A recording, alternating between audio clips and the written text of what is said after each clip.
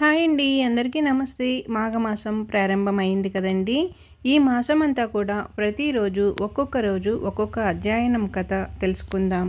ఎలా అంటే మనం కార్తీక మాసంలో ఎలా అయితే 30 రోజులు 30 అధ్యాయాల కథలు ఎలా అయితే విన్నామో, అదేవిధంగా ఈ మాఘమాసంలో కూడా 28 రోజులు కూడా ఒక్కొక్క రోజు ఒక్కొక్క అధ్యాయం కథ గురించి ఇప్పుడు మనం తెలుసుకుందాం. మాఘపురాణం 1వ అధ్యాయం శౌనకాది మునులు యజ్ఞము చేయుట తలపెట్టుట గురించి ఇప్పుడు మనం కథ తెలుసుకుందాం. సకల పురాణాలకు ఆలవాలమైన నైమిసారణ్యమునందు ఒకప్పుడు శౌనకాది మహారుషులు లోక కళ్యాణార్థకమై ఒక మహాయజ్ఞమును తలపెట్టిరట. ఆ మహాయజ్ఞము పరిసరమాప్తముగటకు ఒక పుష్కర కాలము అనగా 12 సంవత్సరాలు పట్టెనట. ఎన్ని అడ్డంకులు వచ్చినను ఆ యజ్ఞమును పూర్తి చేయవలసిందే అనే దీక్షతో శౌనకాది మునులు తలపెట్టి యజ్ఞస్థలముగా నైమిసారణ్యములో ప్రవహించు గోమతి నదీ తీరమును ఎన్నుకొన్నారట. ఒక శుభముహూర్తమున యజ్ఞమును ప్రారంభించిరి. అంత పెద్ద యజ్ఞమును చూచుటకు తరింపవలెను అనే కోరికలతో భరతఖండము నలుమూలల నుంచి కూడా తపోధనులందరూ కూడా వచ్చి యజ్ఞస్థల సమీపమునందు నివాసమును ఏర్పరచుకున్నారట. అచ్చటికి వచ్చిన మునీశ్వరులలో బ్రహ్మ తేజస్సు గల శతవృద్ధులు వేదములు అలగలుపుగా నవగాహన చేసుకున్న వేద మహాత్తులు సకల శాస్త్రములు అధ్యయనమనర్చిన మునికుమారులు వచ్చి పాల్గొన్నారట. ఆ విధముగా మునీశ్వరులందరూ తమ తమ శిష్య బృందములతోనూ పరివారాలతోనూ తండోపతంగా యజ్ఞస్థలానికి చేరుకున్నారట. వేల కొలది ఋషి పుంగవులతో ఆ యజ్ఞస్థలమును అంతా కూడా క్రిక్కిరిసియుండెను. యాగము సకల లోకములకు శుభకరమైనది, పుణ్యప్రదమైనది. 12 సంవత్సరములు ఏకధాటిగా జరుగు మహాయాగమగుట వలన పురాణ పురుషుడు సూత మహాముని కూడా తన శిష్య బృందముతో వేంచేసి యాగాది కార్యక్రమాలలో పాల్గొనిరి. దూర ప్రాంతాల నుండి వచ్చిన ఋషులు సూతులను దర్శన భాగ్యం కలిగినందున అమితానందము నొందిరి. సూతుల వారి ఆశీర్వాదములతో నిర్విఘ్నంగా యాగం జరుగునని అందరూ సంతోషపడిరి. సూత మహాముని సకల శాస్త్రము ఆమూలగ్రముగా తెలిసియున్న మహానుభావుడు. వేదం పురాణ ఇతిహాసాది సమస్త విషయములందరూ కూడా వారికి తెలియనిది లేదు. అవి అన్నీయు వారికి కొట్టిన పిండి వంటివి. వారి ముఖవర్చస్సు నుండి ప్రకాశించు బ్రహ్మ తేజస్సు ఎల్లవేళలా నవ్వులొలికించుచు ముఖారవిందము మేలిమి బంగారం వలె ప్రకాశించుచున్న శరీరం వర్ణింపనలవినిది. అటువంటి పుణ్యపురుషుడగు సూత మహాముని ఆగమనమునకు స్వాగతం పలికి సాష్టాంగ దండ ప్రణామాలు జరిగిన పిదప యజ్ఞం జరుగు ఆ 12 సంవత్సరాలలో కూడా ఎన్నియో పురాణ గాథలు విని తరించవలెనని కోరికతో ముని పుంగవులందరూ కూడా వేచియుండిరి.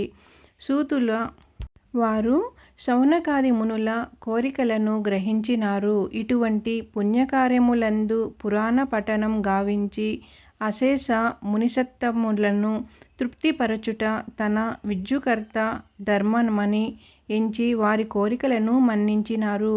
ఒక శుభముహూర్తమున ఆశ్రమవాసులందరూ సూతుల వారికి అగ్యపాద్యములో సంగి ఉచిత సనములపై ఆసీనులను చేసి మునిశ్రేష్ఠ మునికుల తిలక ఇంతకు మును ఎన్నో పురాణగాథలు తమరు తెలియజేయగా విని ఆనందించియున్నాము. అనేక ఇతిహాసమును ఆలకించి అందలి సారమును గ్రహించి యుంటిమి.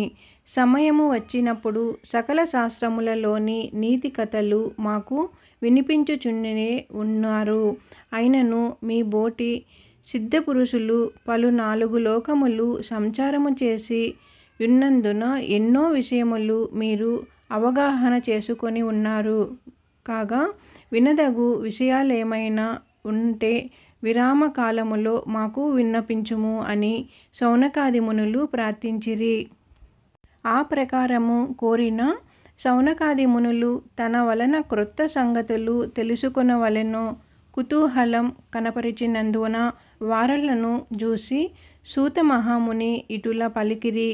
ముని పుంగవులారా, మీ మనోవాంఛను గ్రహించి తిని మీరు వినదగిన కథను నాకు తెలిసి ఉన్నంత వరకు వివరించి మీకు తృప్తి కలిగించెదను. ఇటువంటి మహాసమయమును పుణ్యకథలు చెప్పుట వలన నాకున్న వినుట వలన మీకున్న పరమార్థము కలుగునని పలికెను.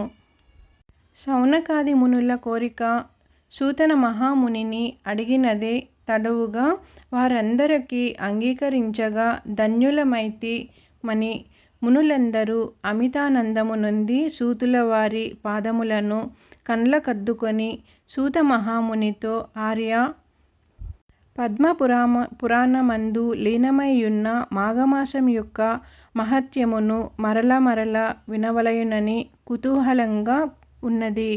అదియునుగాక రాబోవు మాసం మాఘమాసమే అయినందున ఆ మాస మహత్యం ఆచరించవలసిన విధానం మాకు వివరించు అని కోరగా, ఆ విధంగా శౌనకాది మునులు ఇతర తపస్సులు కోరుట వలన సూత మహర్షి మిక్కిలి సంతోషించి ఇట్లు పలికిరి. ముని పొంగులారా, మీరందరూ అతి ముఖ్యమైన విషయాన్ని అడుగుచున్నారు. మాఘమాసం కూడా ప్రారంభం కాబోచున్నది. ఇటువంటి సమయములో మాఘపురాణం వినుట వలన కలిగే ఫలము అంతిటా కాదు. అదియగుగాక ఈ మహాయజ్ఞం జరుగుచున్న సమయములో మాఘమాసం యొక్క మహత్యం మీకు వివరించవలసిన భాగ్యము కలిగినందుకు నేను అదృష్టవంతుడను. కాన సావధాన మనస్కులై ఆలకింపుడని సూత మహర్షి ఇట్లు వివరించిరి. నేను నా తండ్రి శిష్యుడగు రోమ మహర్షుని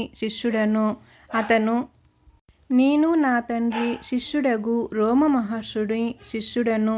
అతడు మహాతపస్వి, జ్ఞాని. నా తండ్రి వద్ద సకల శాస్త్రములు అభ్యసించెను. విశ్వంస సంభూతుడగు వేదం వ్యాస మహర్షికి ప్రియపాత్రుడను. వారి దయవలన నాకు కలిగిన జ్ఞానంతో మీలాంటి వారు అడిగిన ప్రశ్నలకు జవాబు చెప్పగల శక్తి సామర్థ్యములు కలిగిన వాడనే అని నేను తెలియజేయుచున్నాను. నీతి బోధలు సకల లోకములకు శుభములు కలుగును.